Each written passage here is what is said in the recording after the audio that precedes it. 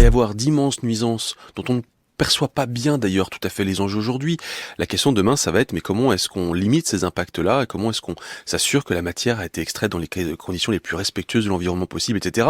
En tout cas, il y a un potentiel qui est là. Le problème, c'est est-ce que les Français vont accepter l'impact nécessairement écologique de ce type de gisement-là?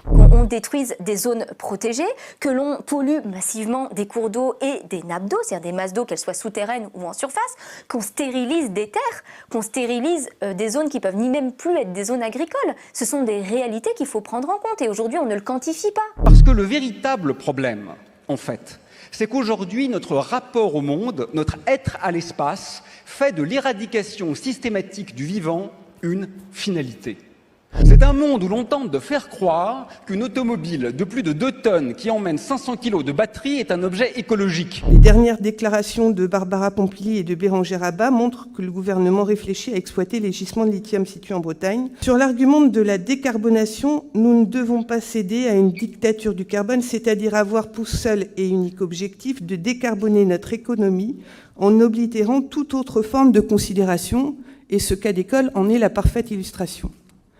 L'exploitation du lithium est dévastatrice pour la préservation de l'eau comme pour la biodiversité. Il s'agit d'un territoire fragile que nous avons passé sous protection et le terme de protection ne doit pas rester un vain mot. Je vous remercie.